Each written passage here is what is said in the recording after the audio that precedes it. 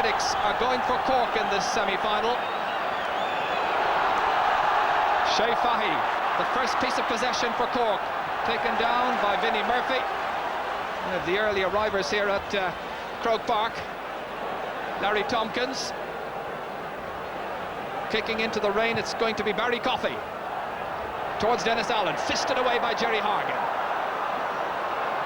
Clark in a tussle over there, and a shoulder challenge on Larry Tompkins.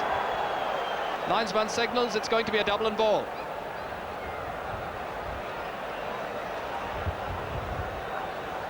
So very, very unpleasant weather conditions.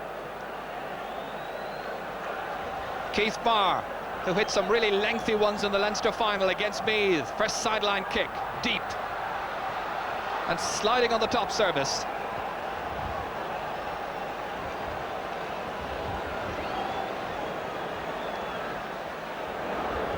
Really dreadful timing from the weather point of view, as Tony Davis lines up this sideline kick for Cork. Kicking into lashing rain at this stage. Larry Tompkins. So many of the players have come out here without gloves, and I can only pick up one or two of them, maybe a little more. We'll have special comments this afternoon from Jimmy McGee. Jimmy, your early impressions? Early impressions are that the weather's going to spoil the whole affair. The wind has increased in velocity, the rain has increased in its density. Dublin have the wind, and nothing of any consequence has happened in the first couple of minutes, bar 3 free kicks. Mick Slocum to wind himself up to take this free towards Dave Barry, picked up instead by John O'Driscoll, trying to go through two defenders. One of them was Dave Foran, the other was Keith Barry. Wins the free outside the 45-metre line. And Larry Tompkins, the one who's coming across to take it.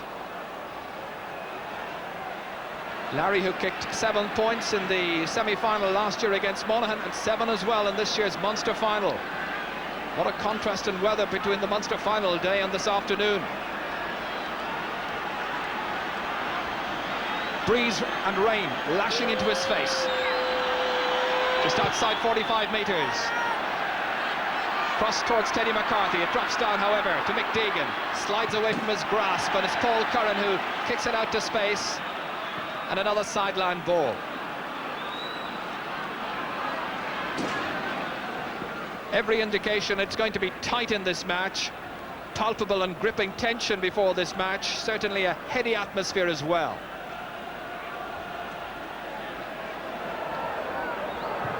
Barry Coffey's kick, good deep one as well. Teddy McCarthy in there roaming. John O'Leary making a good clearance to Kieran Duff.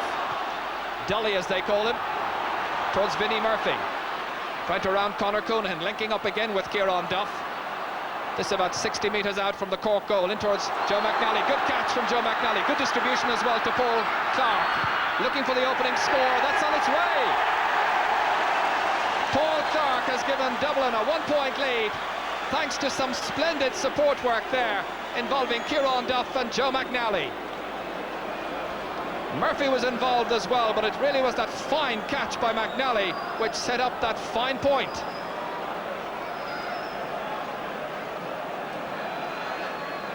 John Kearns, the Cork goalkeeper, he was the sub in '83, the last time the sides met in the semi-finals. Conor Coonahan. Coffey's available. Trying to go by Vinnie Murphy's challenge. Fouled in the process. 65 metres out exactly from the Dublin end line.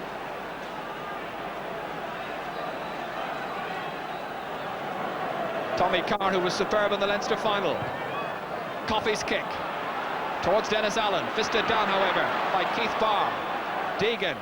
Getting himself out of trouble, but not a good pass. Trying to link up with Tommy Carr, but good astute positioning nonetheless by Dave Foran. Here's Keith Barr, a long lengthy one down towards Joe McNally, and even Joe at his fittest was unlikely to get onto the end of that one. A player who really has trained very, very hard over the last couple of months to get into top match shape for this championship encounter.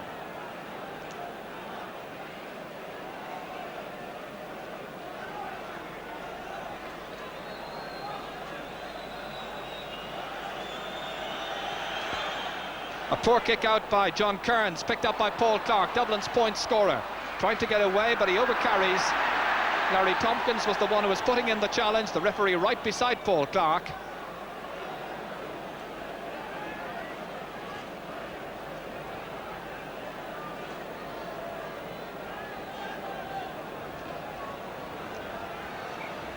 So as we wait for that free to be taken 45 metres out, Jimmy McGee.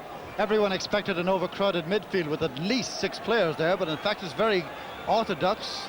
In fact, Teddy McCarthy is almost playing in a right corner forward position for Cork. Barney Rock back around midfield just now as Tommy Carr reaches up. Good fielding. Down to Vinnie Murphy again. It squirms away from his grasp. This is Slocum. There's support from Davis. Challenged by Murphy. The kick to space, picked up by Clark. Galvin trying to get into that channel. And finally it's Stephen O'Brien who lets that ball run harmlessly out over the end line. Dublin second wide. Dublin a point ahead. And we've got 6 minutes gone.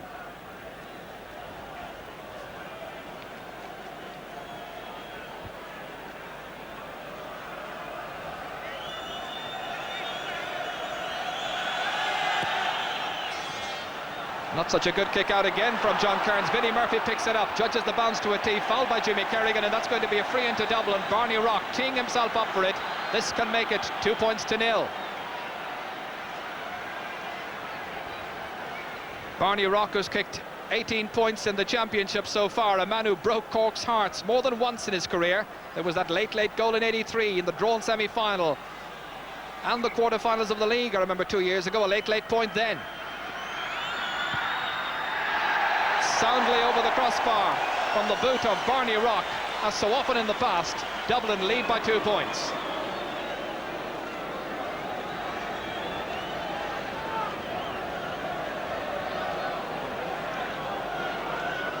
John Kearns forced to miss last year's semi-final because of an injury.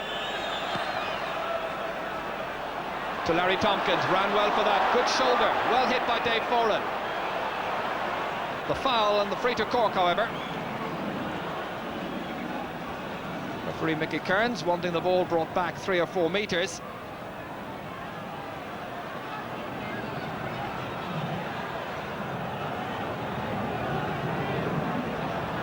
Barry Coffey, people like Teddy McCarthy to aim at in attack rather than midfield as the speculation had it. That's Tommy Carr mopping up well at centre-half back. Down towards Barney Rock, it's fisted away by Jimmy Kerrigan. Fahy here, short passing movement. Coonahan coming up from his centre-half back. Into space, that was intended for Dennis Allen, but Hargan read it well. Towards Kieran Duff, Jimmy Kerrigan there too. This is Coffey. So much of his experience gained in attack as he's having a little tangle over there now. Getting to know the man on the ground, Kieran Duff, rather too well in front of the Dublin bench.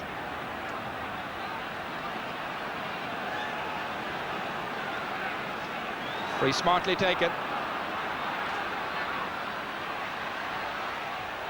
Coonahan losing possession and a sideline ball for Dublin.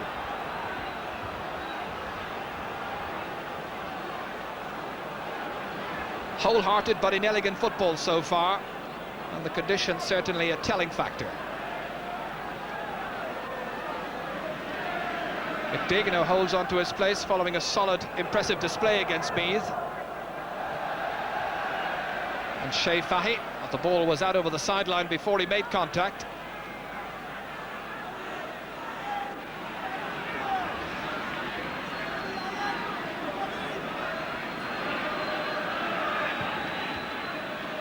Well hit towards Teddy McCarthy. Drops down, however, thanks to the challenge over there of Keith Barr. To the hands of Paul Curran, he recovers. Jersey tugged and the referee not allowing him an advantage outside the 45-metre line. And Paul Curran, hoping that history will repeat itself in his particular family circle. His father Noel, of course, was a member of the Meath team that beat Cork in the 1967 All-Ireland final. So Barney Rock once again called up for duty. Point already to his credit. Cork yet to score. Almost 10 minutes gone, first half.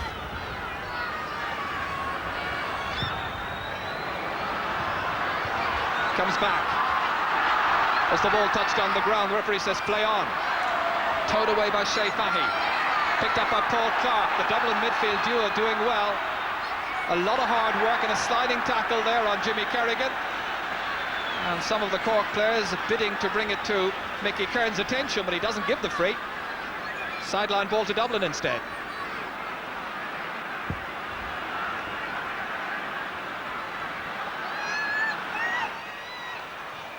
Barney Rock.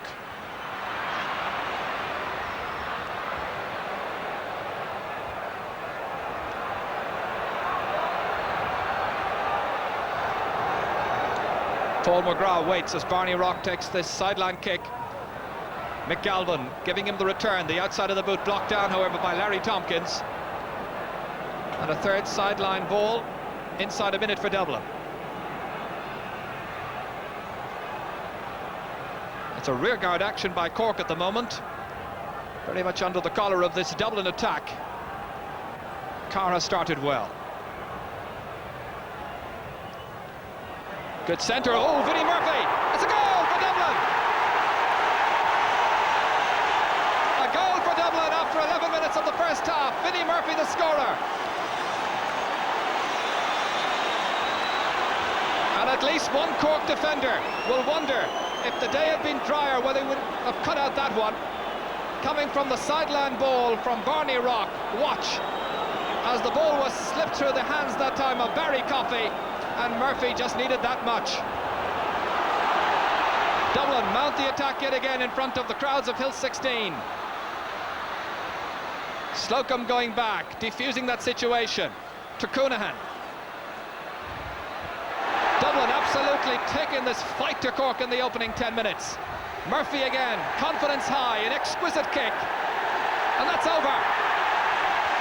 A goal and a point inside about a minute and a half for Vinnie Murphy. The 19-year-old makes it a goal and 3 for Dublin. Cork yet to score. What a start, Jimmy. What a start indeed. What a start by young Vinnie Murphy here. A goal and 3 points for Dublin. 12 minutes gone. No score for Cork. Dublin dominating the midfield, where Paul Clark is the best of the four conventional midfielders, moving around and making full use of the wind and the rain. Good start by the Dubs. Really good. Coffey, who let that ball slip through his hands thanks to the greasy conditions, or maybe we should say the greasy conditions were the reason. Deegan here, cutting out that supply of the ball from Dave Barry, intended for John Cleary, into the centre. Dave Foran. He's marking Shea Fahy. And Paul Clark, his man this afternoon is Larry Tompkins. Paul McGrath switching wings to get some space, trying to engineer something. This is John Cleary, trying to keep it in play. 2 Dubliners beside him. And you really get the feeling at the moment that Dublin have the greater appetite. Cork made a poor start against Kerry in the Munster final, but can they recover from this fine start made by Dublin? Cleary. That's Paul McGrath. Good run, trying to get inside McKennedy. Players calling for it inside, and it wasn't released smartly enough by Paul McGrath. And the referee signals a foul on the ball, and it's going to be a free out for Dublin. John O'Leary, who kept goal against Cork in the 1983 semi-finals. Very experienced campaigner, the first of those championship matches against Offaly in the 1980 Leinster final. That's Paul Clark, doing well. Tommy Carr.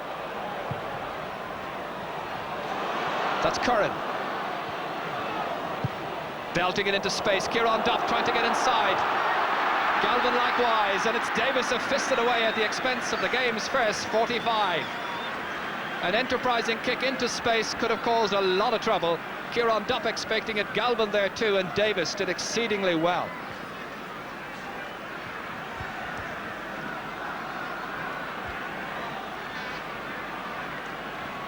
Barney Rock, the place kicker in this Dublin team for so many seasons. Dublin, remember, playing with the wind in the first half and rain-soaked Croke Park. So a 45. Floated in well. Dublin doing everything nicely. Barney Rock's second pointed free, that from a 45, and they're doing all the scoring. That was another assured pointed free, Jimmy, by Barney Rock. Absolutely. I'm beginning to wonder now how far away a change is in this Cork team. Will we soon see Teddy McCarthy go to midfield, Dave Barry go from centre half forward, and Larry Tompkins go in there? I think it is very close. Kearns kick out, and that's Teddy McCarthy, and the referee decided that he committed the foul there against Eamon Heary. Billy Morgan on his feet across on the far side of the field, I can tell you, trying to inspire his defence to weather this particular storm they're going through, and we've just got a quarter of an hour gone in the first half. Remember, a goal and 4 points for Dublin. Cork yet to score. Heary's long kick wide of the target, the third in all.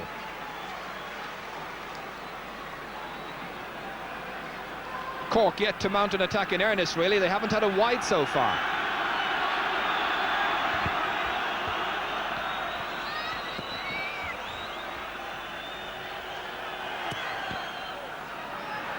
A good kick out by John Kearns this time. High in the air, however. Dublin grouping well, and that's Vinnie Murphy. The ball touched on the ground.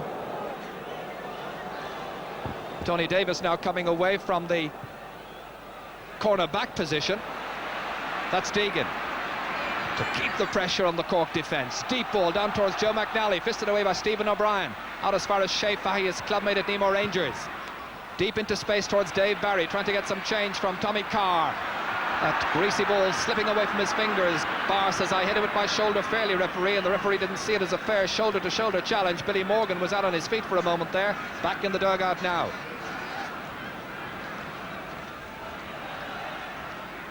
So Dave Barry, who engineered this free, which Shea Fahy is lining up to take. Murphy now being marked by Tony Davis. Over the head of Paul McGrath. Teddy McCarthy trying to get there ahead of Eamon Heary, and the referee saw a push into the back of the Cork number 10 by Eamon Heary, and it's going to be a free in for Cork, and they should register their first score here.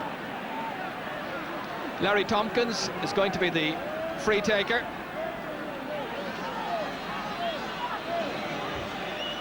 Larry has kicked 14 points in the championship so far.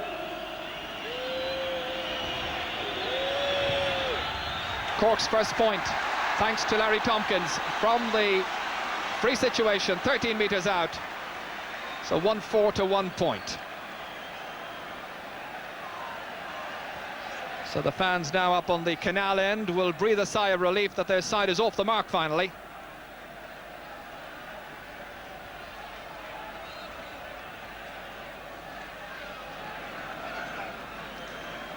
Shea Fahy very deep approaching this kick out, I can tell you. Tompkins out around the middle of the field.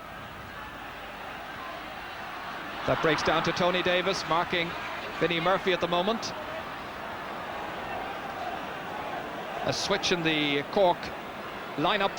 Larry Tompkins now on the 40, and Teddy McCarthy has indeed gone to midfield, and it's Dennis Allen to keep this ball in play ahead there of Jerry Hargan. That reaches Mick Slocum, trying to set up another Cork score. Paul Curran very much on a roving commission, the marking. Dennis Allen having to really chase after that one, not such a well-directed pass. Trying to keep it on the ground ahead of Jerry Hargan, and the sideline ball. And John Cleary there feeling his arm, following a challenge there with Mick Deegan. Cleary part of the championship set up 2 years ago, and the Cork side that reached the final against Meath that year. Tompkins, the sideline kicker. Dave Barry, one of those to aim at if he decides to float it in. Trying to go for a score, I think, and it's John O'Leary gets under it and gathers it well.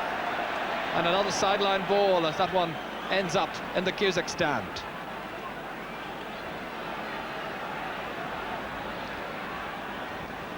Dublin's strategy so far, it seems to me, very much built on speed and mobility in defence, and they really are challenging for everything all around midfield. And yet another sideline ball.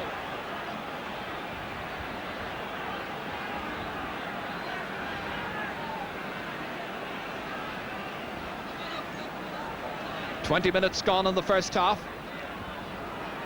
Tompkins once again the taker. and I know there are Cork people who prefer somebody else to take these sideline balls and have Larry inside to challenge for them. Perhaps he can find the range on this occasion. Teddy McCarthy under it, so too is John O'Driscoll, and it doesn't count, it's a penalty. The referee is giving a penalty to Cork, the goal doesn't count. John O'Driscoll buried it in the back of the net, and it all came from that sideline ball from Larry Tompkins. The referee in there spotting a foul, and Paul McGrath and Mick Kennedy here exchanging pleasantries, and the referee calling across Paul McGrath and taking his name. McGrath becomes the first player, at least the notebook seems to be out. Whether the name is going in is another matter. I don't think he did record the name. We'll give him the benefit of the doubt. John Cleary is going to be the penalty taker. His side trailing by 6 points, and Mickey Kearns went in to warn John O'Leary about advancing too quickly. So a dramatic moment in the first half, 21 minutes gone. O'Leary faces John Cleary from the penalty. Expertly put away. There was a confidence and authority in the way he struck that penalty. Cork right back in the match. The fans delighted up on the canal end. His technique from the penalty depending on an expertly placed shot, and Cleary's an expert.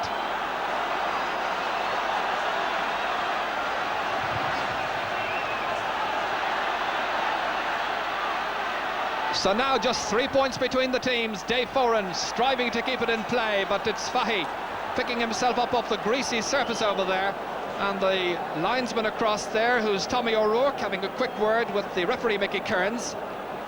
Keith Barr marking John O'Driscoll, the man who dispatched the first shot into the back of the Dublin net.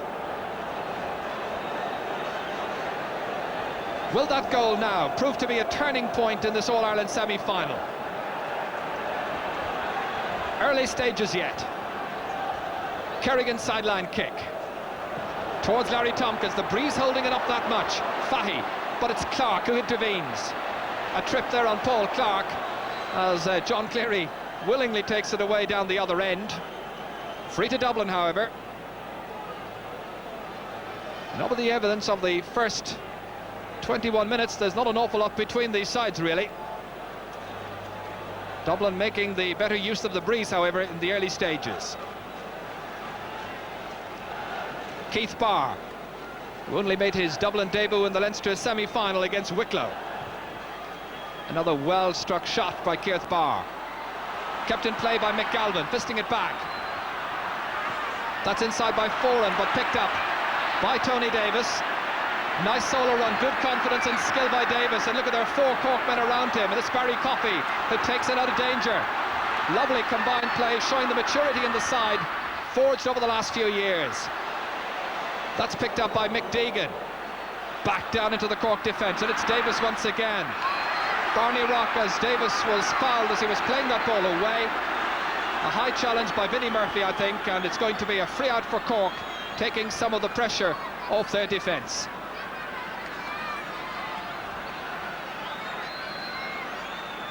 Kerrigan the taker.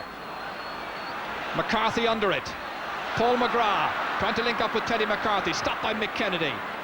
Mick Kennedy, who does some magnificent work sweeping across the entire full back division.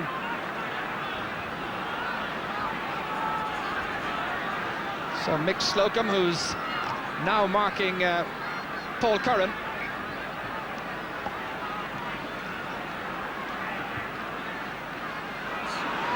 That's a poor sideline kick.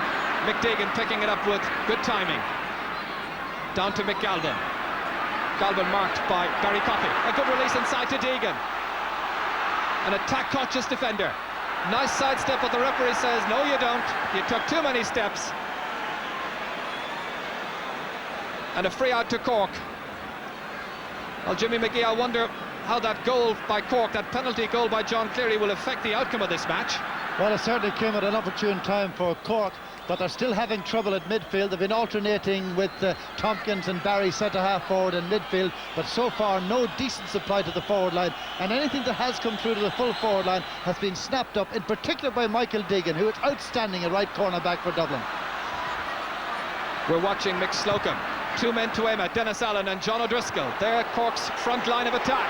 And it's Dennis Allen keeping it on the ground. And it's Kennedy who comes across again. Splendid covering by Mick Kennedy. And Jerry Hargan went across straight away to say, well done to the cornerback from St. Margaret's. Well, Dennis Allen was away in a hack that time.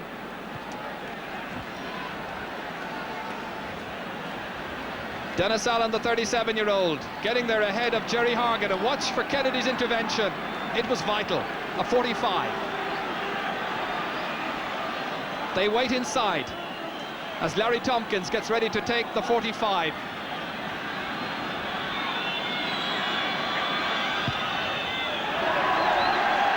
Held up in the breeze, and John O'Leary going there, challenged by Teddy McCarthy, and the referee allows play to continue. Kennedy once again. And here he is back there, exchanging words with Teddy McCarthy. Interesting challenge there by the forward on the goalkeeper. Some referees I know would well have blown for a free out when that challenge was made.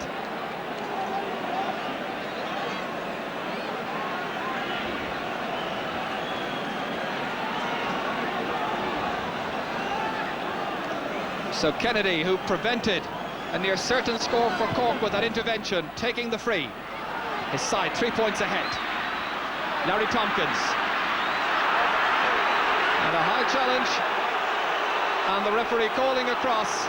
Dave Foran. 26 minutes gone in the first half. Tompkins, who made his first championship match in the Kildare colours back in 1981. And Dave Foran having his name taken for that challenge.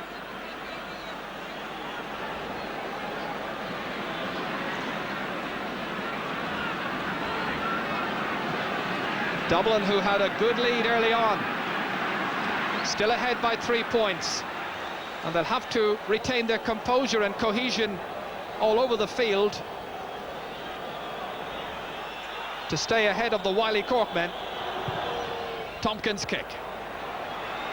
Teddy McCarthy down to Paul McGrath, getting there ahead of Mick Kennedy. But the referee again says you took more than the 4 steps permitted. And that's the second time that's happened in the match. Both sides, it should be pointed out, having been penalised for that particular indiscretion. Good kick by Keith Barr. Breaks down to Vinnie Murphy. Davis is there too.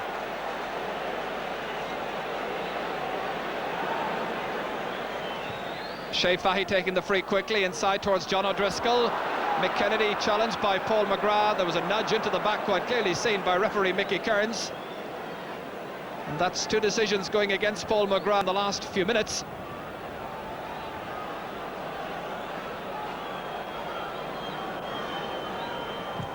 Keith Barr's lengthy kick.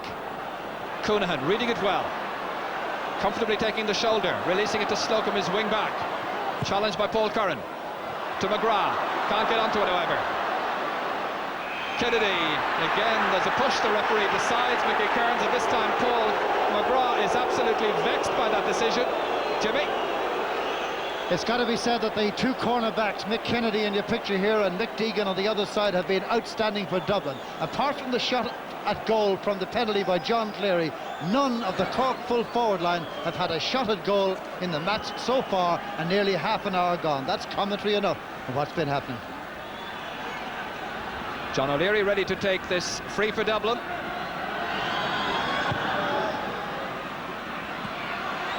Curran letting it drop down. Here he's in there as well with Dennis Allen. Allen now trying to set up an attack for the Cork forwards. Dave Barry. Towards John O'Driscoll. Nothing quite going right. Method not on song at the moment. Teddy McCarthy had made a good run forward into a full forward position, but the ball just didn't reach him. That's Dave Foran. Down towards Mick Galvin. The greater directness is coming from Dublin. And that's Paul Clark ankle tapping John Cleary. The referee allowed an advantage. It reaches Teddy McCarthy inside the 45-metre line. Dave Barry here. On the right boot. And John O'Leary lets it bounce. Oh, this could be serious. Paul McGrath. Oh, an amazing incident. It's a penalty. It's another penalty. John O'Leary was letting that ball go out over the end line. The ball bounced off his knee as the breeze held it up. It came back to the forward, Paul McGrath, and the referee says when he was held, that's a penalty. So a second penalty for Cork, and this can put the sides level, and John Cleary will be the taker once again. Well, John O'Leary will have nightmares, I'm sure, after that particular one. Cleary being told just to hold up a second, and referee Mickey Kearns warns everybody to remain outside the 20-metre line until the ball has been hit. Cleary, who scored the first penalty.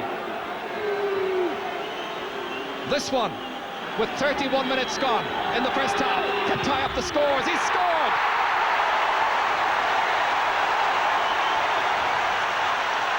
Exactly 10 minutes after the last penalty, John Cleary levels up the match. Dublin 1-4, Cork 2-1. The 2 goals coming from the penalty. And once again, the pressure on Cleary. It went the same direction, the same way, roof of the net on this occasion. Cleary's second goal. Well, that has tied up the scores. And it's an intriguing semi-final now. And we've got a free in for Cork for overholding. Jimmy. Well, John O'Leary, remember the Leinster final against Meath when he played a ball he mightn't have, and Liam Hayes got onto it and made a goal for Matty McCabe. Earlier on there he played one he might have let go out behind, and Teddy McCarthy challenged, and then there was that penalty. O'Leary will be haunted. McCarthy is challenging again. And it's over the bar, and Cork are in front for the first time in the semi-final. Demonstrating their fine skills now. The confidence is very high indeed, optimism high as well. And 3.5 minutes to go to the half-time whistle. Teddy McCarthy's first score in the match. In fact, just looking down at the records, it's his first point in the championship as well this year, and a vital one. There was a push over there by Jimmy Kerrigan on Barney Rock. Free to Dublin. And Barney just wondering whether he's going to be needed to take the free or not, and Dublin very wisely opt to leave Mick Deegan take the free. Sean Murphy, one of the Cork mentors in the background there. And an off-the-ball incident I can tell you about. There's a Dublin player lying down on the ground, and looking around, it seems to be Keith Barr. And Mick Kennedy's going across to Dennis Allen, as you see, for something that happened off the ball, and a very ugly incident developing right now. The game was played in a fine sporting manner up to now by and large. It's an occasion even for putting out the gum shield there, and the referee needing the assistance now of his linesman Dennis Melia, and the taunting there from the Dublin fans up on Hill 16 as Keith Barr was floored that time in an off-the-ball incident, and Dennis Allen, the Cork captain, called across by the referee Mickey Kearns, and the notebook, I'm sure, will be produced. Well, it hasn't been so far. Yes, it has. And so the name of Dennis Allen, the Cork captain, goes into the book. And Keith Barr there in the background. Something that happened when the ball was down the other end of the field.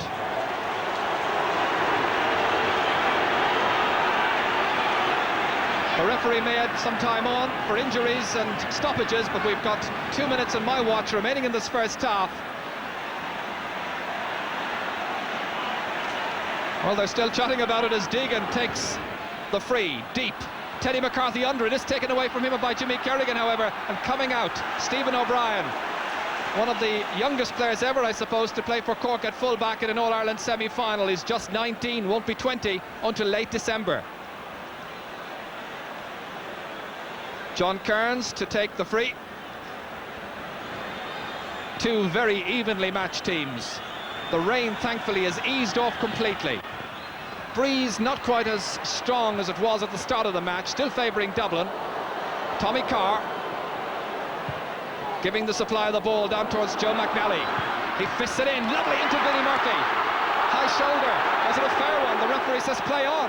The Dublin fans didn't agree it was shoulder to shoulder. Barry Coffey was the one who made the shoulder on Vinnie Murphy.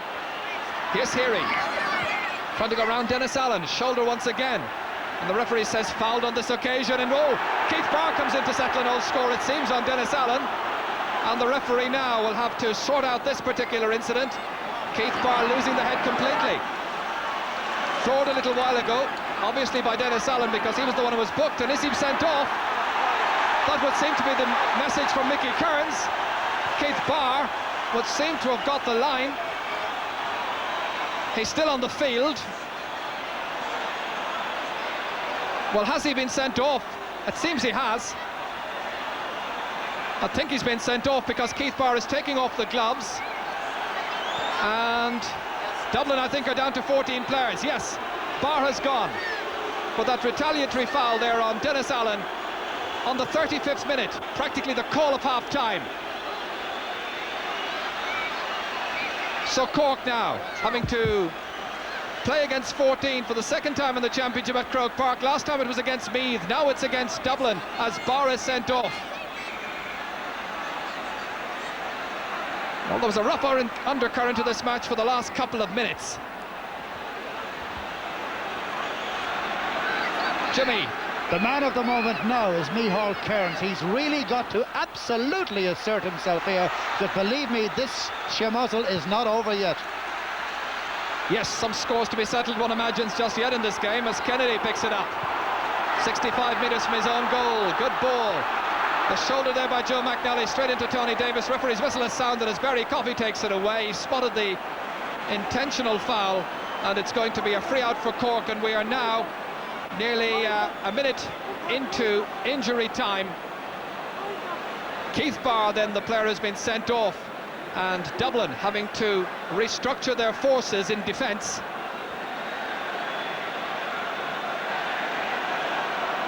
Well, they'll have the half-time break to hatch their plans. Remember, Cork ahead by a point. That last point scored by Teddy McCarthy.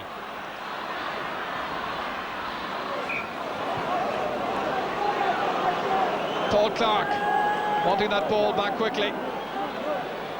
Jerry McCall there, the Dublin manager, right alongside Mick Kennedy as he takes the sideline ball. The final piece of action in this first half. It turned a little rough in the last 10 minutes. Cork drawn right back into the game thanks to 2 penalties by John Cleary, but Dublin reduced to 14 men after Keith Barr had been sent off in the 35th minute of the first half. Half-time score, Cork 2-2, Dublin 1-4, Cork ahead by a point. Jimmy McGee. Yes, a moment there that Kieran Barr will hate when he sees the video.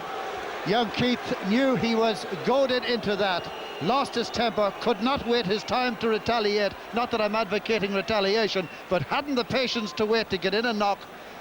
Next opportunity he saw, he took his own revenge, and there's only one answer to that. Off he went. It leaves his team a man short, but they've risen to it before. Yes, an interesting, dramatic and controversial first half. Sean Bowden and Mick O'Dwyer, I'm sure, will have much to say about that. That's after our commercial break, so please do stay with us. Cork supporters here today in Croke Park. Cork leading Dublin by a single point. However, the talking point in that game has been to do with many, many other things. Sean, first of all, your general comment on what we've seen so far in that first half. The first half had everything. At the start of the match, Dublin got a tremendous start. They got the great point from Paul Clark, and then Vinnie Murphy got a goal, he got another point, and so on. And they got a tremendous start altogether. They had the Cork defence, particularly their full-back, going at 6s and 7s.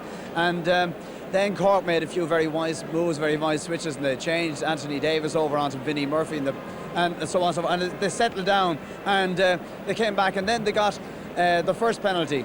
And John Cleary made a tremendous job of it, and he put it away.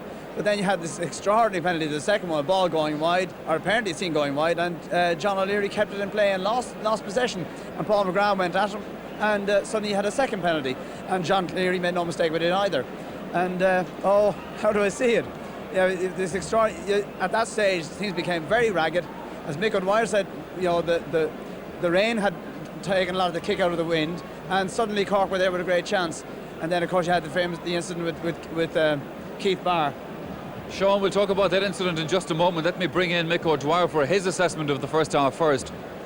Well, as Sean said there, the first quarter of an hour was all Dublin. I thought at that stage that Dublin were going to walk away with the game, and they were playing exceptionally well. Even the doubts I had about their midfielders before the game, at that stage they were playing reasonably well. But then Cork settled. and they started to come into the game. I think the switch of Anthony Davis over onto Vinnie Murphy was a vital switch there, and he seemed to settle down there, and he's playing very well. Then Cork came in around the middle of the field as well. Tompkins and Fahey started to play, and so did Teddy McCarthy. And when they got it going then, they were lucky enough. They got 2 penalties, of course. I suppose not luck, you say. They were gifted penalties, there was no doubt about it. But the man that must be blamed there, of course, is John O'Leary, because that was an atrocious mistake. That ball was definitely gone wide. If he had let it go well, they'd still be in front of the stage. But I mean, that's the look of the game. Cork started badly. Dublin were the team with all the fire, and they were really going at it. They died, and now Cork has taken over, and now Cork are going to have all the advantages in the second half. They're going to have the breeze, and they're going to have 15 against 14. Dublin now have to settle themselves down after that sending off incident, Sean Boyd, and now let us take a look at this sending off. It began when an incident took place between Keith Barr and Denny Allen. Now there was obviously retaliation after that. Here's the incident coming up, Sean. Let's see what you make of it. But that's an incident there where you have Eamon Heary coming out of the ball, and suddenly Keith Barr came in to break up. Denny Allen seemed to be having a go at Eamon Heary, and Keith Barr came in just like to jostle them and break them up, and the referee takes his name and he puts him off. There didn't seem to be an awful lot in it, it has to be said. No, in fairness, there didn't seem to be an awful lot in it at all. He seemed to be more breaking the thing up, but I think this was the fact that he was involved earlier with the incident with Denny Allen. But like if Denny Allen's name was taken the previous time and he wasn't put off, so you begin to wonder what it was about. I know certainly if I was in the Dublin dressing room, I'd wonder what it was about. Would you make? Oh, I would, of course, certainly, Sean. I think it was a bad decision. If anything, both of them should have gone to the line, in my opinion. I mean, if you were to put Barr off for that incident, surely Allen should have been put off for the first one. So, I mean, I think Michael McKern's definitely made a mistake there. I think both of them should have got the line if he was going to put anybody off. Yeah. We were talking about Mick Kearns before this match started. A word about the referee. Sean Boylan said that he would be a referee to favour the forwards. His performance in the first half, Mick? Well, I wouldn't say it was great. Mediocre, I would say. He left a lot go, and he didn't keep a tight rein, and I thought that was bad there. No, I think he lost his cool there, and that's at that time. Maybe a bit of a good talking to both of them at that stage maybe would have done the job, because I don't think it warranted sending off, to be honest. Sean, what do you think? I honestly, I felt that if anything, Barr was just breaking the two lads away, like the two lads, Eamon Heary and Denny Allen, squared up to each other. You mark him in, and he just brought them up, and that was it. Right. And suddenly his name taken his foot off. There has to be there wasn't even fisticuffs in it, there wasn't. That's the amazing part of it all. No. You've both been in a situation as managers where you've had a player sent off and you've then had to reorganise your team and get them to come out with their minds back on the game again. How does Jerry McCall do that for Dublin now, Sean? It's going to be difficult for Jerry. The only advantage he has is that the wind has died down somewhat. The funny thing is that it's been proved over the years that when you get a chance to settle, unless you use the extra man very well, sometimes it can work against you. But in fairness, Dublin, early on in the match, they seemed very hungry, they seemed very fit, and they'll put up a hell of a fight. Now, whether they're good enough or not is another question, because Cork have changed down the team a lot. John O'Driscoll has gone into the full forward position. He brought Keith Barr in there, and he seemed to unsettle him. Denny Allen came out Dave Barry came out the centre of the field with Tommy Carr, and Tompkins went down the 40. So, I don't know. Cork will have the experience of what happened against us, the All-Ireland last year, and they attempt to work it well. But I think Dublin will put up a hell of a fight for it still. OK, as the teams are coming back out onto the pitch, a last word from both of you from what you've seen so far. Mick O'Dwyer, who's going to win this match? Well, as I said at the very start, it's going to be still very, very close. Slightly favour Cork at the start, and I have nothing to change my mind on that now. I think with the 15 men now, I think they should be able to do something with the extra man. In last year's All-Ireland final, they failed to do it.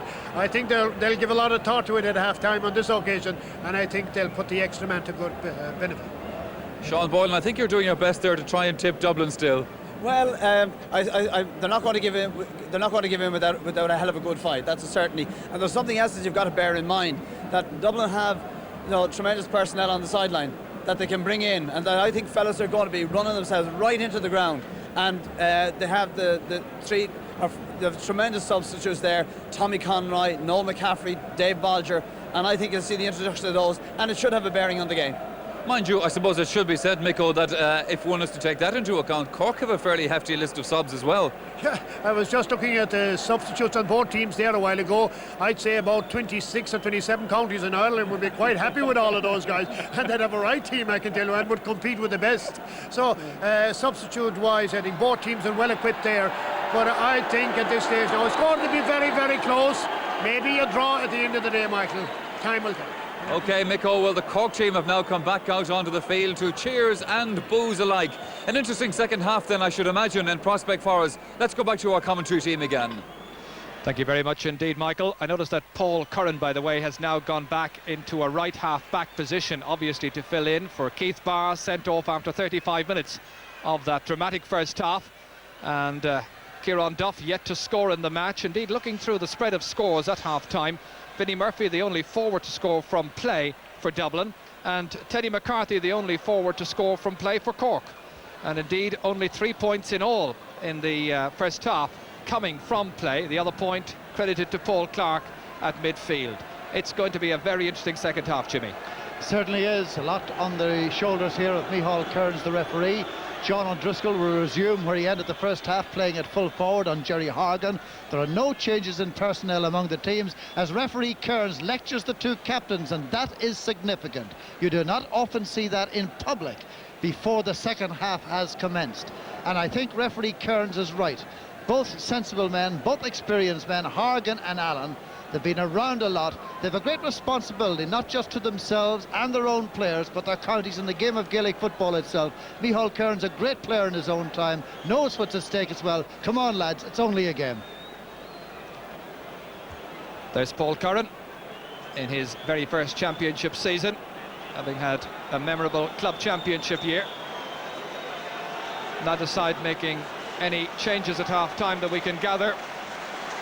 Frank Murphy, the Cork County Board Secretary, with Tony Nation, one of the substitutes in the background, Tommy Carr and Paul Curran, and Dublin going into a huddle. In fact, as a result of the lecturing, both teams have now gone into a group and they're being spoken to by their team managers, and clearly Michael Kearns' words are being taken to task. The message is quite clear: no trouble or off you will go.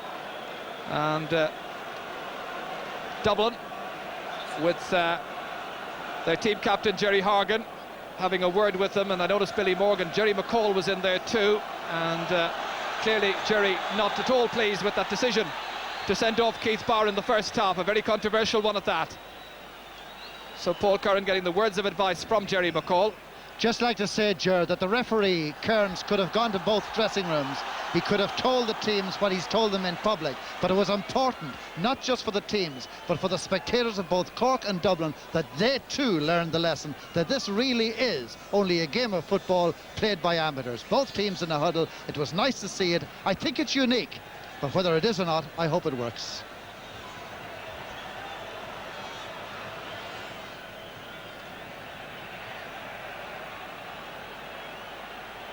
Cork playing right to left in the second half, still ahead by a point.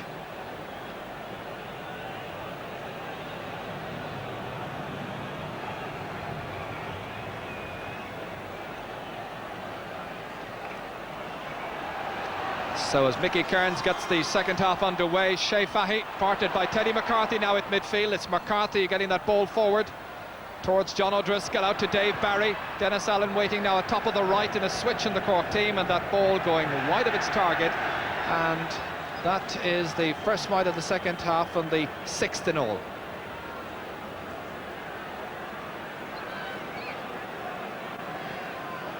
John O'Leary now the Dublin goalkeeper as Teddy waits at midfield. He'll have to recompose himself after that error which led to the second penalty. Barry Coffey gathering it, Breeze holding up the passage of the ball, a foul and a free out to Dublin. So many Cork fans would wish to see Barry Coffey in an advanced attacking position.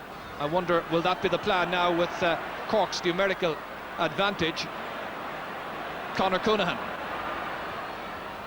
down towards John O'Driscoll, finger tipped away by Jerry Horgan, a fumble by Deegan. Teddy McCarthy playing it on the ground, shouldered by Eamon Heary. A good shoulder, good defending. And very near the end line. Kept in play, Paul Clark, who had the distinction of getting the first point in the semi-final. Drop kicking it right across the base of his goal to Dennis Allen, unmarked, and it's over the bar. O'Leary may have got a finger to it. Dennis Allen's first point of the match, and that coming to him with the help of Paul Clark's wayward pass and the breeze that dragged it back in towards the railway goal. Allen was unmarked, and he didn't make a mistake.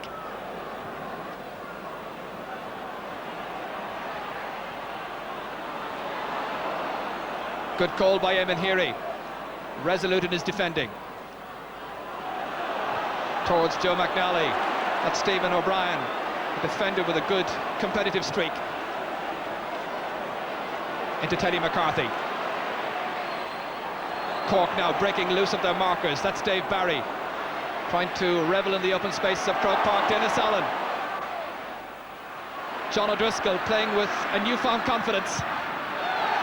O'Driscoll, however, about a metre wide of the far post.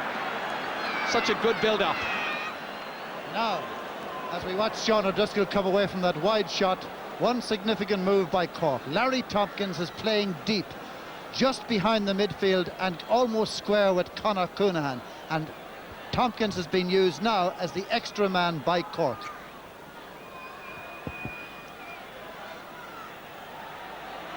Shea Fahy tussling at midfield, it breaks down to Eamon Heary.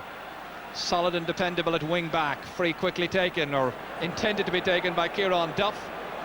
And Paul McGrath was standing just too near.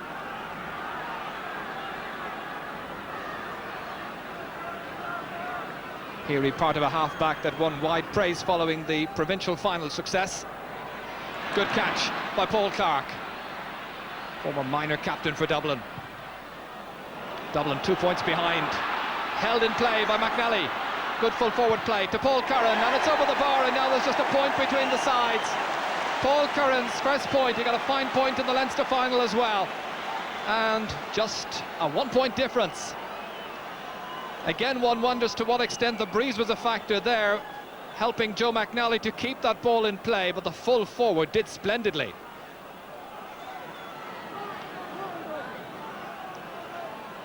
So once again, a game very evenly poised. Curran's kick finding Conor Coonahan. Well held by Tommy Carr at centre half back to Eamon Heary. To McNally. Joe McNally doing very well at the start of the second half, having had some good moments in the first half as well. Linking up with Mick Galvin. The marker is Mick Slocum. The return pass. Barney Rock. Back to Galvin.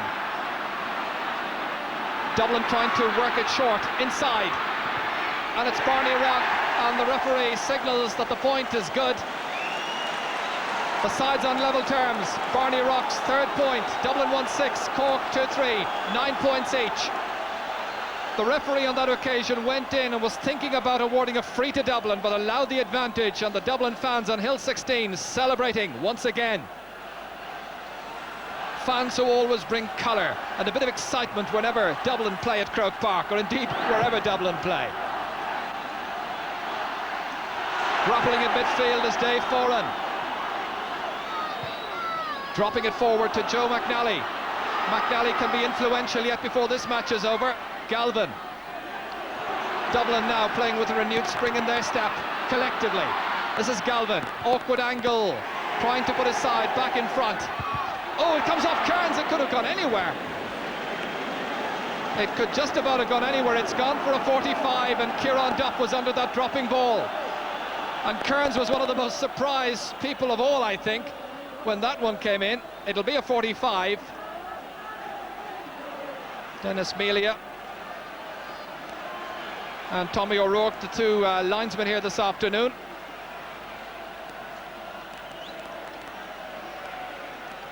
This is the incident. Watch as that ball came down from Galvin's attempt. Kieran Duff was there, and it came off the goalkeeper. May have been Vinnie Murphy who got the final punch. Barney Rock, ambitiously from the 45, and wide of the target for Dublin's first wide of the second half. 4 wides in all. When Dublin realise now they're a man down, of course, there's no use kicking possession away. You must hold it, work better offensive positions, and that's what Joe McNally, Mick Galvin and Barney Rock did for that last score. Really good one. Good, intelligent football by the team a man down. There's fight and skill in this Dublin team. And that chopped down with the hand by John O'Driscoll on the Dublin defender results in a Dublin free. Sides tied up. Early stages in the second half, just 7 minutes gone. Carr, anxious to take it quickly and hold possession, sensible, with Barney Rock here. Ball still in play. Joe McNally doing well against Stephen O'Brien. He's giving him a wretched start to the second half. This is Curran. Still in play. Breeze must be a factor, although it doesn't seem as strong as it was at the first of that. Paul Clark, Barry Coffey and Stephen O'Brien under it, and it's Larry Tompkins, the extra man in the Cork team. Cork with 15 players, Dublin with 14. Dave Barry down to John Cleary, 65 metres out from the Dublin goal. Into space it runs towards Paul McGrath, getting there ahead of Mick Kennedy. Kennedy fingertipping it away from the corner forward, however. Good skill by Paul McGrath. Nice little pick up. Dennis Allen waiting for it inside. McGrath going it alone. High, and it's over the bar. Lovely individual skill by Paul McGrath. His first point of the match, and Cork go back in front. Cork 2-4, Dublin 1-6. One of the best scores in the match so far.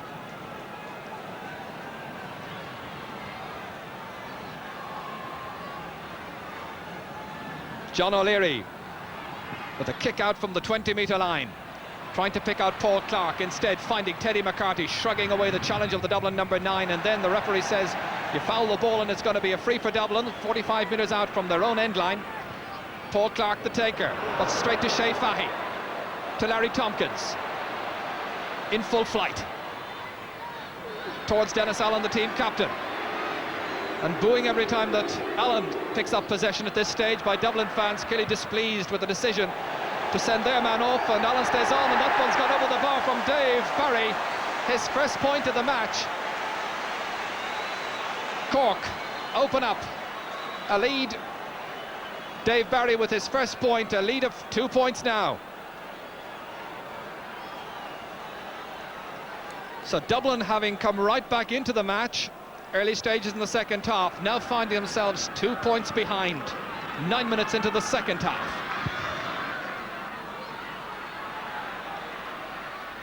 Dropped by Vinnie Murphy, picked up by Shea Fahy, released to Conor Coonahan, inside to Larry Tompkins, to Dave Barry, who got that last score.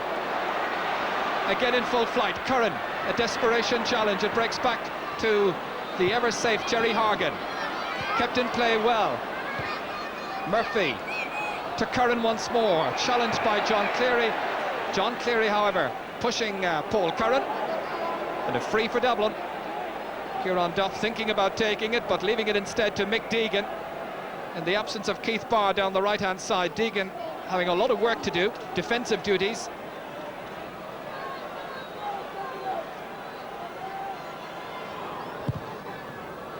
Trying to pick out Mick Galvin.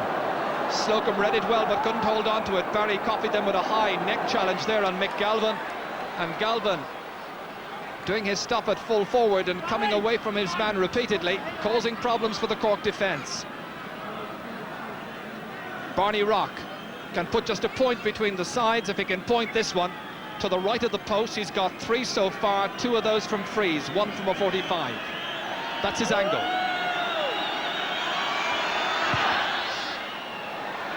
McNally under it, Vinnie Murphy there too. The goalkeeper rises high, comes back out to Joe McNally, looking for support, getting it in the form of Dave Foran, and it's off target.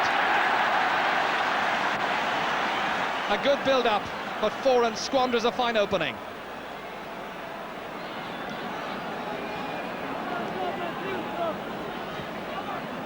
Good start to the second half by Joe McNally. Stephen O'Brien really having his hand full in the first 10 minutes of this second half.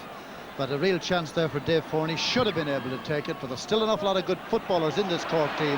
And if they get themselves together and really believe in themselves, men like Barry here and Tompkins is on mark, must surely be able to do something, sure.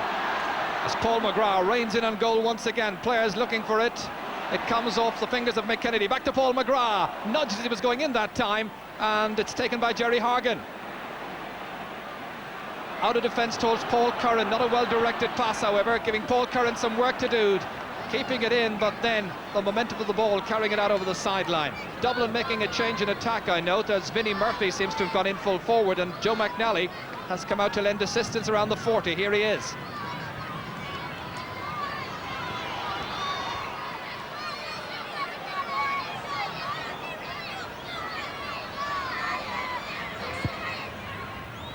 Tompkins, sideline ball, finding Teddy McCarthy, taking it on his left.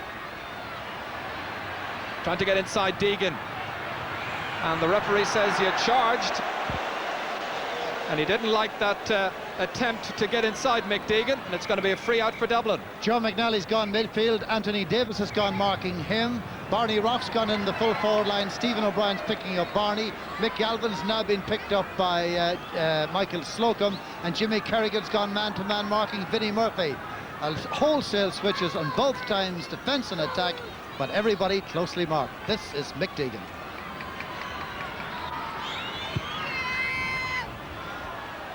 Trying to find Joe McNally, it breaks down to Barry Coffey. Cleary here, trying to go inside the 45-metre line. Players calling for it. Cleary having the confidence, but not the direction. And another one gone astray, well off his intended target.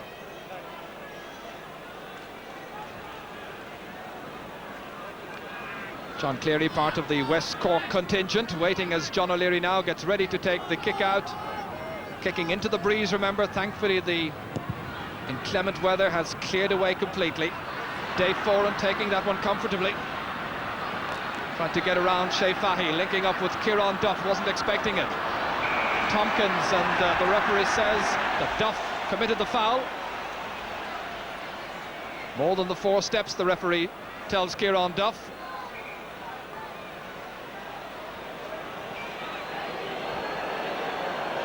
Barry Coffey will take the free. Wide across to Conor Coonahan.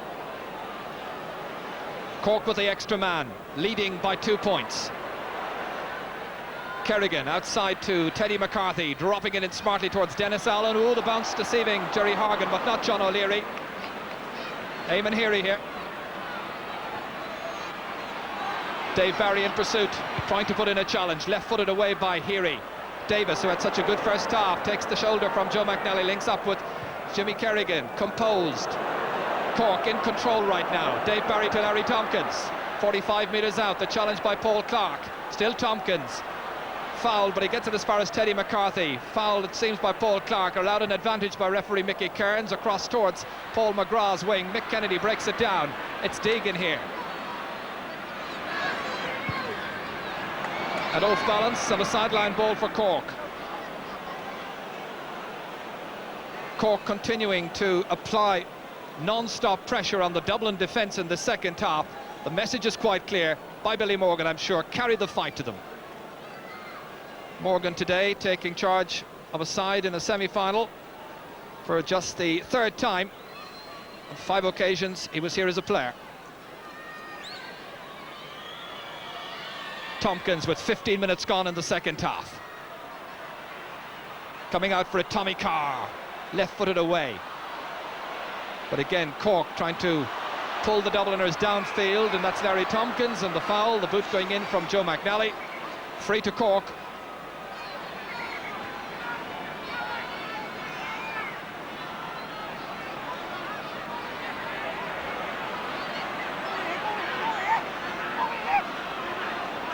McNally back around midfield. Tompkins, the free taker, about 50 metres out, lazily struck into the path of Dave Barry, taking it around Vinnie Murphy. Now composed, shooting and scoring. Cork are ahead by 3 points. Dave Barry has 2. Cork now certainly pressing home their numerical superiority. Well, it's funny how a game can turn around in an incident or two, and certainly that second penalty goal, which John O'Leary will dream about for the wrong reasons, may well be the reason why this match has turned around Cork's way. Also, of course, the sending off of Keith Barr.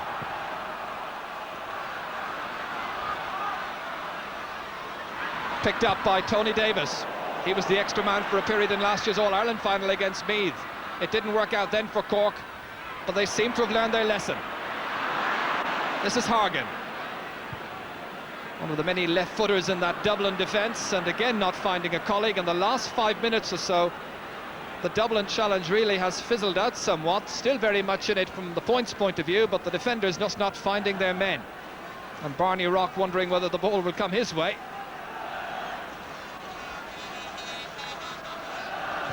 Kerrigan towards Paul McGrath. Mick Kennedy.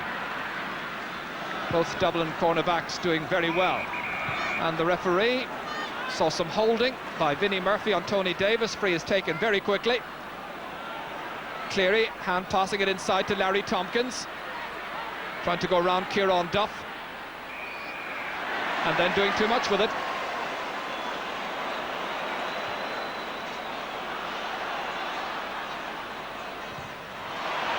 Back to Eamon Heary, off the boot of Dave Barry. Dublin heads seem to have gone down just a little bit in the last 5 minutes. Needing a score now, just to lift their spirits and keep the hopes alive. And Barney Rock trying to get inside Stephen O'Brien. Jerry McCall on the far side there, his first semi-final as Dublin manager since taking charge in October 1986.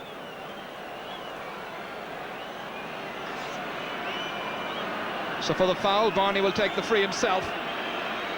Players to aim at like McNally, Duff and Galvin. Going for a score on his own, fisted down by Joe McNally, and nobody was waiting for it. And that's happened a few times. A little bit more alertness now by some of the Dublin forwards. McNally is doing well, keeping those balls in play. This is Dave Barry. Swinging it across towards the on-running Dennis Allen, with Jerry Hargan, captain against captain. It's Larry Tompkins, 45 metres out, having a pot himself, but well off the target. Cork's fourth wide of this second half.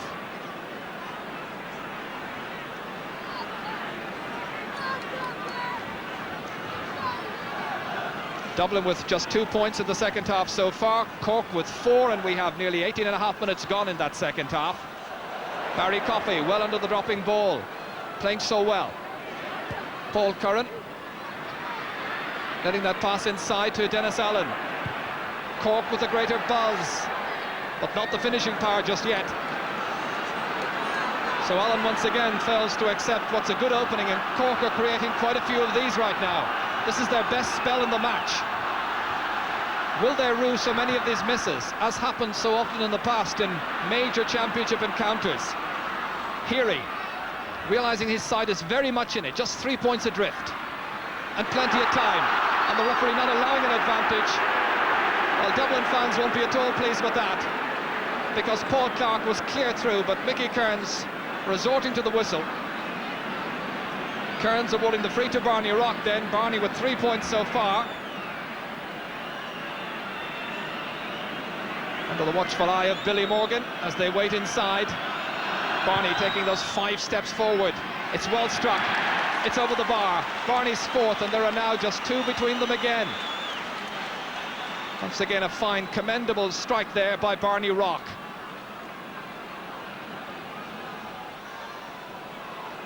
Cork having a lot possession, many chances for points, but not availing of them to any great extent so far.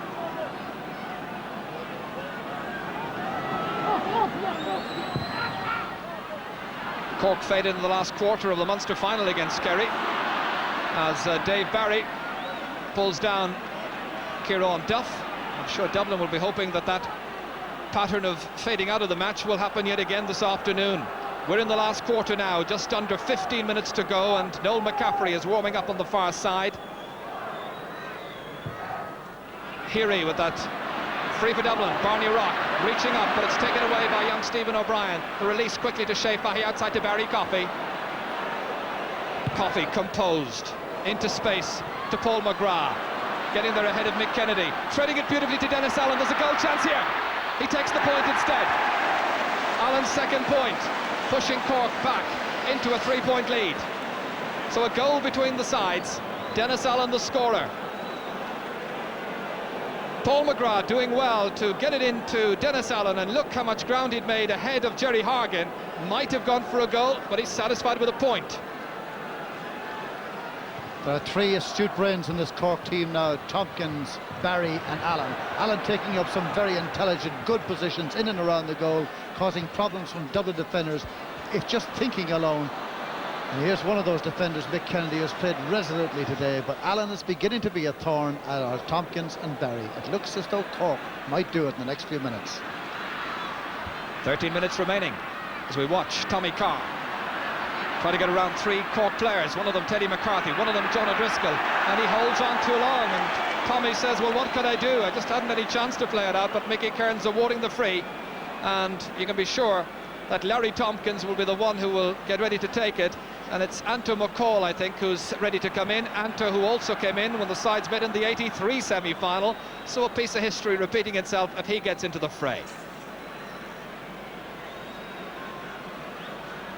And Tommy Conroy is also getting ready, so a number of subs being warmed up just now.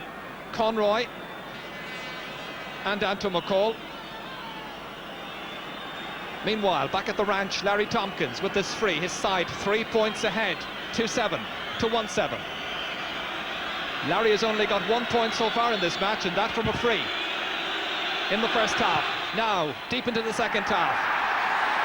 That's a mighty one.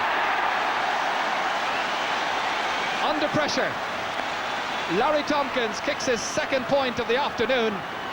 First in the second half, stretching Cork's lead. Well, it's a game with abundant heart and determination, played by two sides laced with driving ambition. Of that there's no doubt, but Dublin are down to 14 men.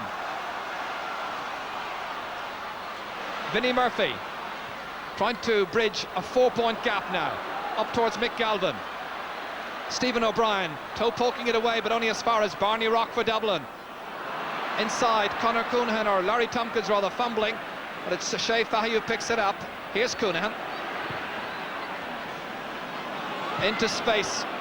McDeegan going up for that race with John Cleary, and the ball beats them all, and it's going to be a Dublin sideline ball, despite the protestations there of Cleary, as Anto McCall and Noel McCaffrey there, one of the subs and the team doctor, issuing a little bit of encouragement.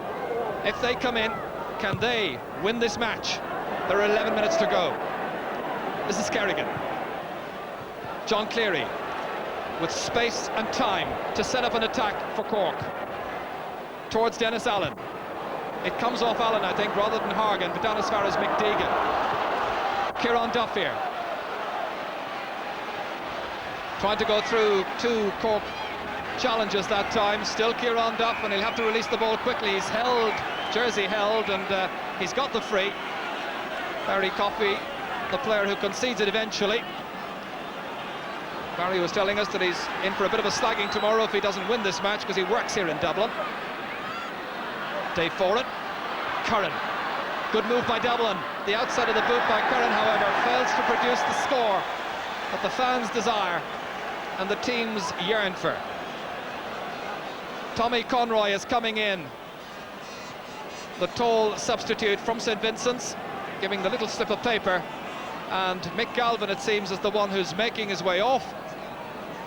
So number 15 called off by Jerry McCall, the team manager. Galvin failed to score this afternoon, despite setting up some good chances for others. Looking through the spread of scores for Dublin, Kieran Duff yet to score, McNally still to score also. Meanwhile, Paul Curran with a point to his credit. Foraging well down that left wing, and it's Tommy Conroy straight in the action. Can he make a difference? Teeing it for Joe McNally, drops it down to Vinnie Murphy. Dublin needing a goal. Still Vinnie Murphy, and the referee says you're charged, and it's a free out. Vinnie, I'm sure, with thoughts in his head of maybe setting up a penalty or something like that, but the referee not entertaining the pleas. And Cork continue to lead by 4 points, and there are now 9 minutes remaining in this All-Ireland football semi-final. A place against Mayo at stake. Dave Barry taking it with comfort into the channel that time, stopped by Tommy Conroy, outside to the waiting Mick Slocum, punting it forward into the path of Paul McGrath. Mick Kennedy is there as well. Still Paul McGrath, lovely tight control, Got a lovely point in the second half. This time trying to set one up for someone of the other forwards. John O'Driscoll maybe, or Tompkins. Taking it in his stride and putting it wide of the target. Larry not quite as influential in this semi-final.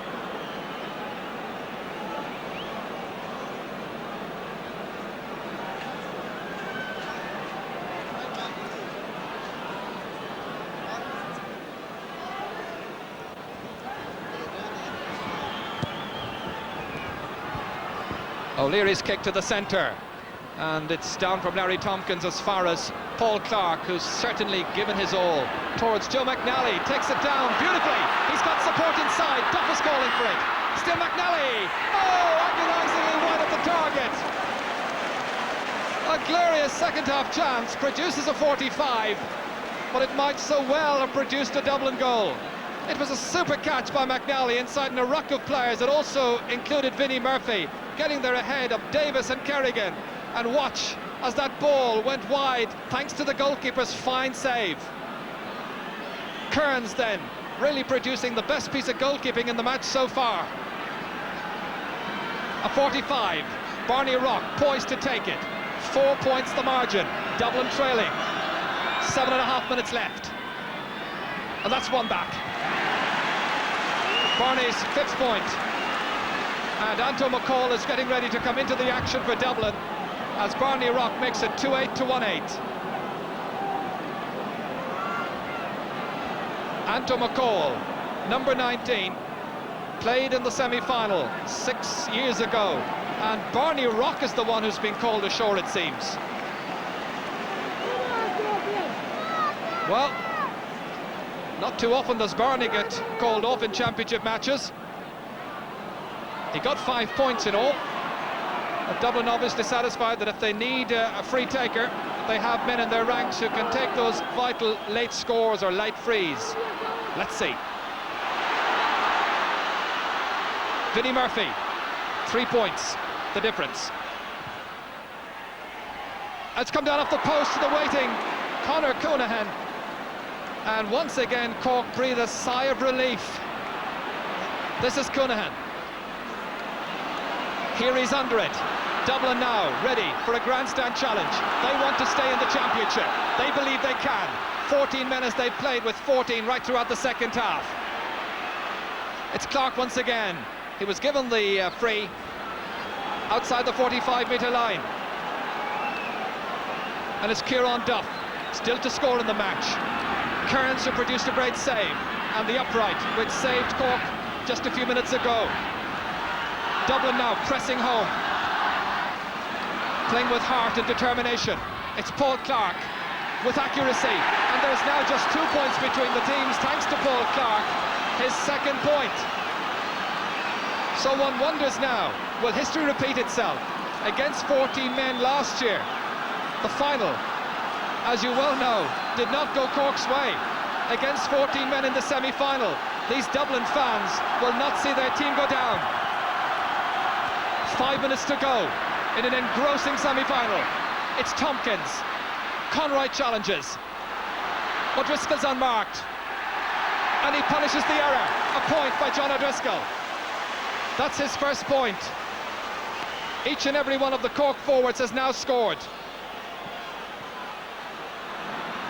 So Cork ahead by 3 points again. And it's Jerry Horgan to take the ball out of defence. And what a semi-final it's turning out to be. What a semi-final indeed. Very often we say when a team of a man extra, how did they deploy him? Well, Cork have done it right, it would appear, with Larry Tompkins. You couldn't pick a better man to be the free man. As Tommy Carr finds Anto McCall, his first touch. Slack pass, however. Vinnie Murphy challenges Barry Coffey, does well. An intelligent player, using his brain now, finding Eamon Heary, the wing back. You would think that Dublin had the extra player. That's wide of the target when they so badly needed it. It remains Cork 3 points ahead, a goal ahead, 2-9 to 1-9. On my watch, 4 minutes remaining.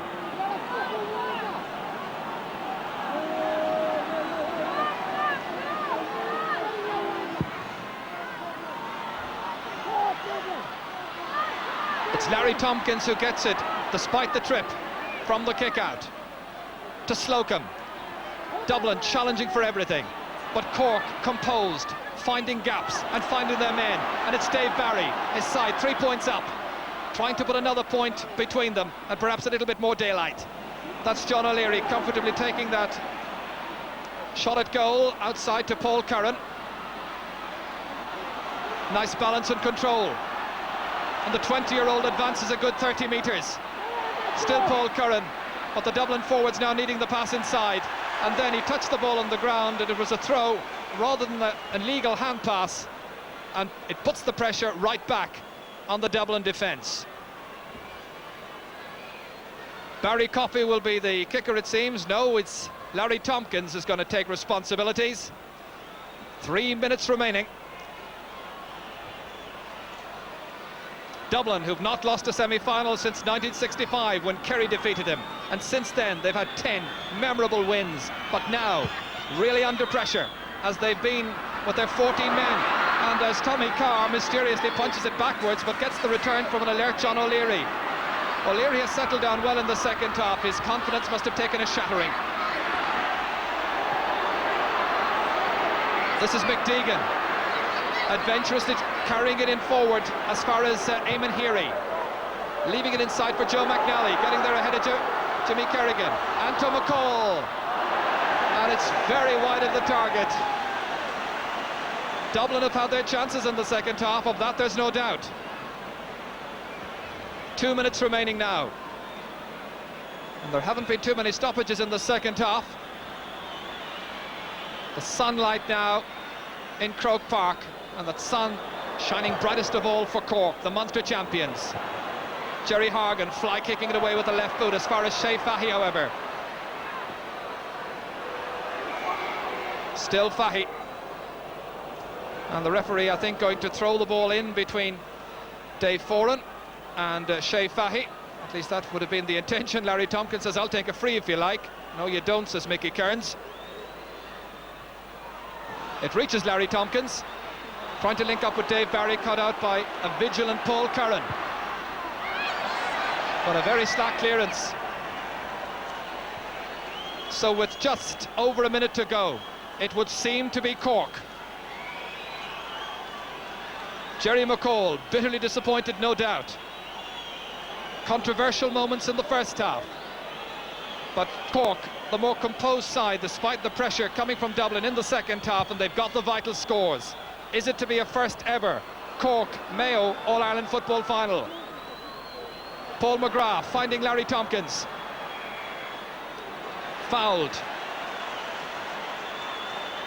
The more it goes on, the more it seems it certainly will be a first ever Cork-Mayo final. If that's the case, not one of the 4 competing teams in the hurling of football finals would have a senior All-Ireland medal winner in their ranks.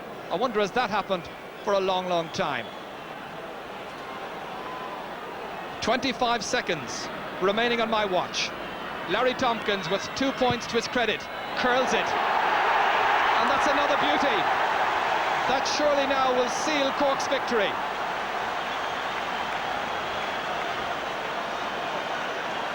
The Dublin fans beginning to leave their seats now in the Hogan stand, disappointed no doubt.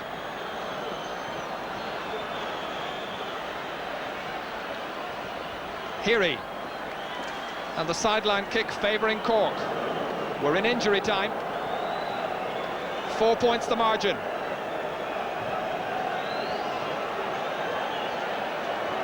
Slocum the taker. That breaks down to Paul Clark, who started all the scoring. Vinnie Murphy. And a Cork ball.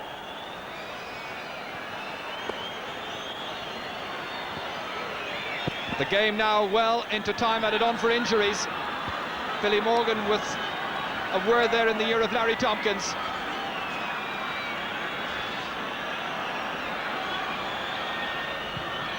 Driven deep, and it's Cork for the final in 4 weeks' time. Cheered on by the Cork subs and by their fans, now getting ready to invade Croke Park. They overcome the challenge presented by Dublin. Dublin, who were reduced to 14 men when Keith Barr was sent off on the call of half-time. And it's Cork who win in the end by 4 points. the final score, which the Cork fans will rejoice in, was Cork 2-10, Dublin 1-9. Cork's growing maturity, character and commitment was not to be outdone, and they booked their place in the final for the third successive year. But will it be a third time lucky? This time it's Mayo who provide the opposition. Sean Haughey, the Mayor of Dublin there, disappointed I'm sure, and that's Donal O'Sullivan of the Cork County Board and the Munster Council commiserating with him, but it was Cork's day. Yes, Cork's day again. Mickey Kearns' half-time lecture encouraged the second half in which football prevailed. Larry Tompkins being used as the free man by Cork was the master move that probably won it for them. Had Dublin won it, I would have said Joe McNally's second half performance was the turning key. As it was, another good day for Cork football.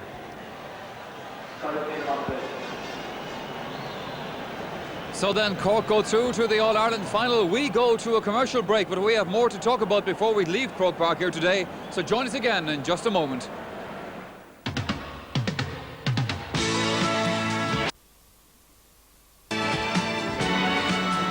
Welcome back again. So then it is Cork into the All-Ireland final against Meath. And before we leave Croke Park today, his assessment on that match from Mick O'Dwyer. Well, I suppose, as I said at half-time, Cork, I think, used the extra man, I think, to good use today. They learned from last year's final. But right through that second half, there was nothing in it. It was all the way. It was touch and go all the ways, and it could have gone anyway. Cork, I think, with that little bit of fire there on the finish, just came through at a vital stage in the finish. Dublin showed all the fire and grit and determination there for long periods of the second half, and just when their team had settled, they introduced a few substitutes, and that seemed to upset the rhythm of their team. But overall, I think on the day, Cork just about deserved to win. There wasn't much in it. It could have gone anyway. But it was, I think, the mistake that John O'Leary made in the first half. I mean, that's the mistake, and then the cost Dublin this All-Ireland semi-final. Sean Boyle and I was wishing Meath into the final there a moment ago. I said Cork and Meath. It is, of course, Cork and Mayo. And I think just about, as Mick said, deserving to be there, Cork. Yes, as things turned out in the end. But they nearly beat themselves the way they played for a long time there in that second half, because they were getting oodles of possession, and they were kicking them wide at random when there was men in a better position, and they just weren't giving the ball to them. The top performances in the second half came from people like Paul Clark and Vinnie Murphy and so on from the Dublin team. They played some marvellous football, and as Mick said, the substitutes seemed to upset the rhythm. But Cork deserve to be there. They've put the scores on the board, and it's going to be a hell of an interesting struggle now between Mayo and themselves. Well, briefly before you go, how would you see that going? At this stage, I suppose you'd have to fancy Cork on account of the experience of the last couple of years, and then the league final behind them and so on. But it's going to be a hell of a different game, because Mayo play a different style of football than Dublin do. Mick, would you agree with that? Well, I would, but the one thing about Mayo, they'll have to do something about their full forward line for the All-Ireland final, and if they can repair there and introduce a few players around the full forward line, I think they'll give Cork a good game. But I mean, we must go for Cork on this occasion. I think they've had the experience of being beaten in 2 All-Ireland finals, and I think third time lucky for them. Well, so the panel say it will be Cork for this year's All-Ireland Championship. I'm sure the people down in Mayo might have something to say about that. That's where we leave it from Croke Park then. Sean Boylan and Mick O'Dwyer, thank you very much for joining us here at Croke Park today. Now, before we go, a reminder of some sports still to come. What did we get? Well, we got some kind of a thunderstorm at the start, and the rain was really lashing down. It was very, very difficult, and on a pitch that was in reasonably good condition, it was very skiddy, and the players just couldn't cope with it. And Dublin got off to a reasonably good start, but then they didn't score for quite a long time, I think, over 20 minutes. And by that stage, Cork had got back with their penalties and fought their way back into the game. And then Dublin could have won it in the end, or certainly could have got a draw. They fought very hard. At some stages it looked as if Dublin had the extra man rather than Cork. Cork didn't seem to know what to do with the extra man, except on a few occasions when Barry and Larry Tompkins got through. But then they missed some takeable scores, and in the end they won by the skin of their teeth, really. There did seem to have been incidents earlier on in the game. Keith Barr was involved in them. The very start of the game, Barr and John O'Driscoll were pulling and dragging out of each other even before the ball was thrown in. I think for the sending off, maybe for that particular incident, Keith Barr was a little bit unlucky. And I think Mickey Kearns did err in that he didn't take stronger disciplinary action earlier on against other players.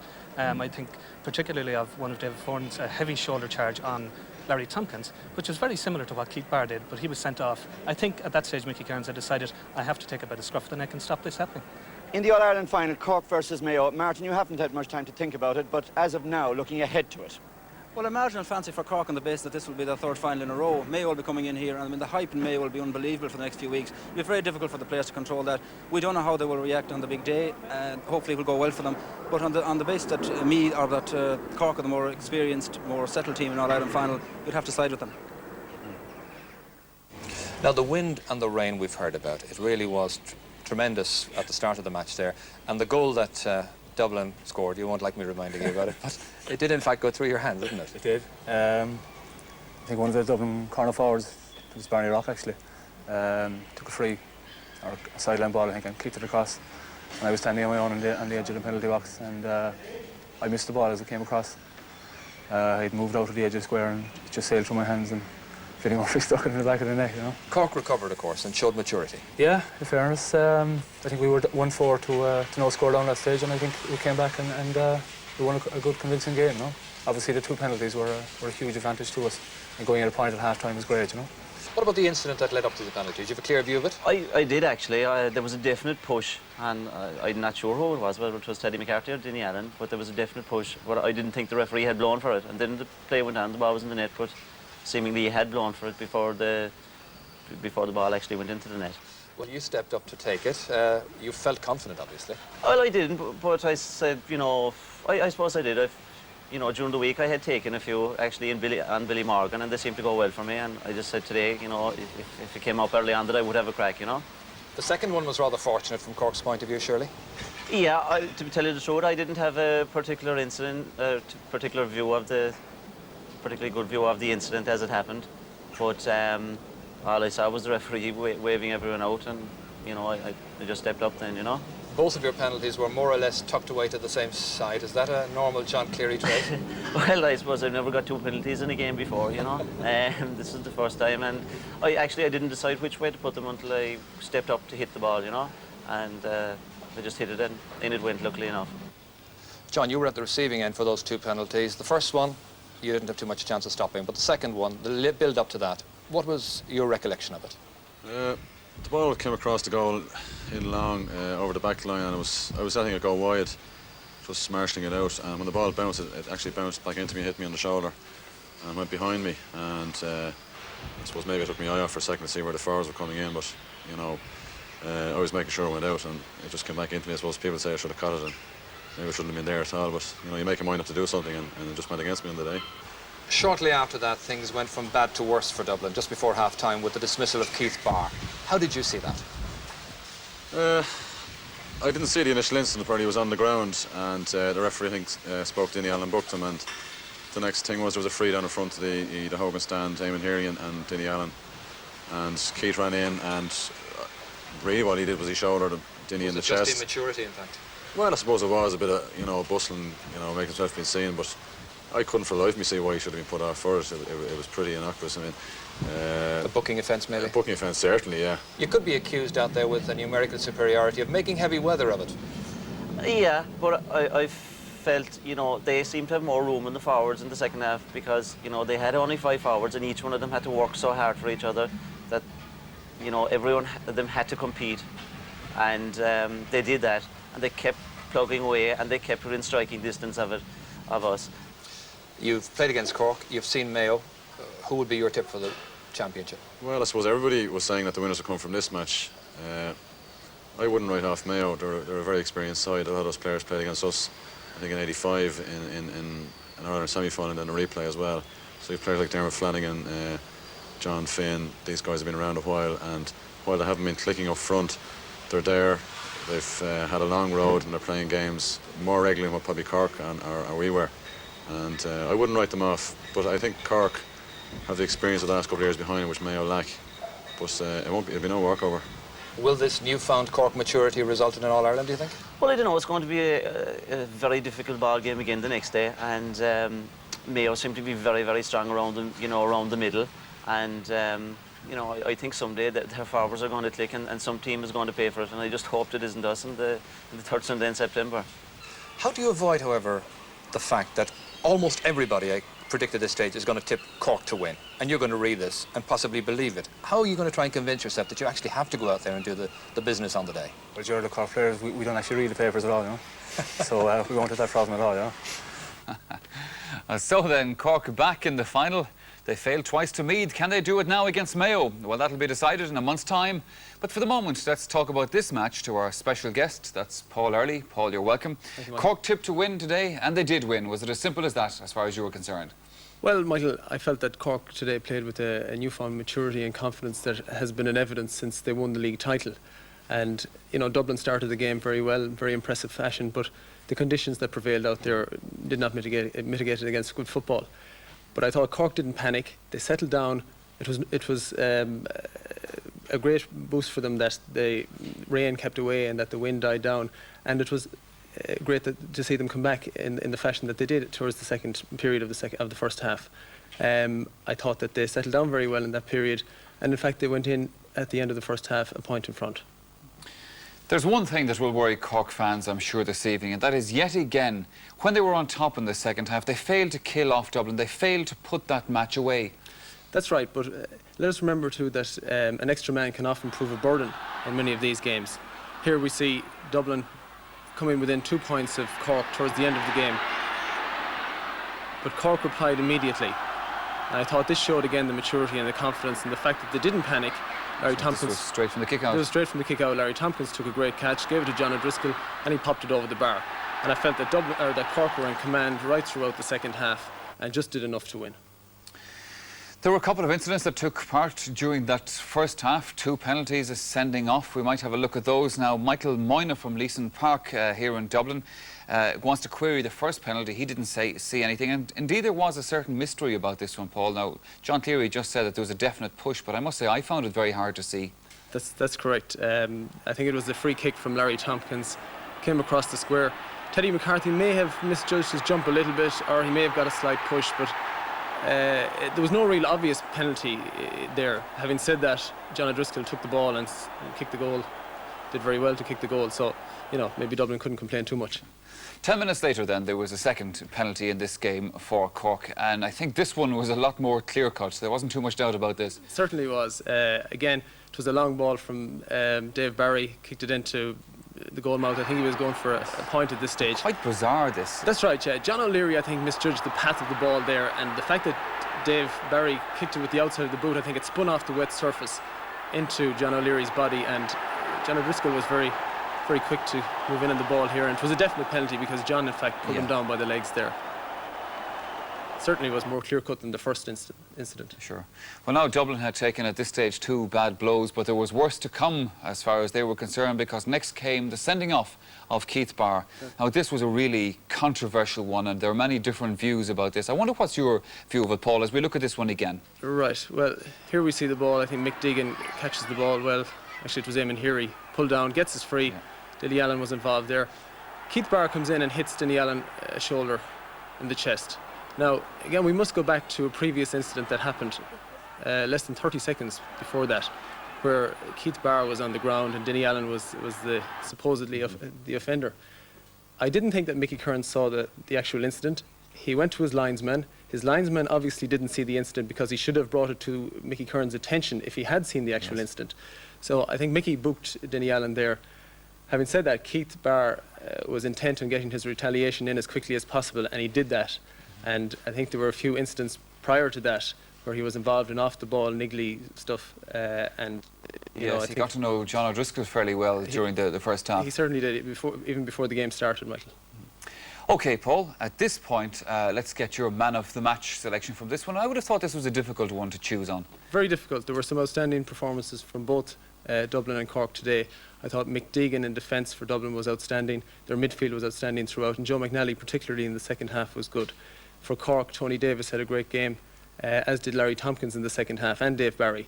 But my man of the match goes to Barry Coffey, who, after having a bad start, letting the ball slip through his hands, came into the game really well and carried the ball out of defence for Cork in the first half and caught some great ball in the second half and delivered it in exemplary fashion. Here you can see him holding up the ball and giving a lovely pass with the outside of the boot to Denny Allen. And I think that Barry Coffey really deserves his man of the match award.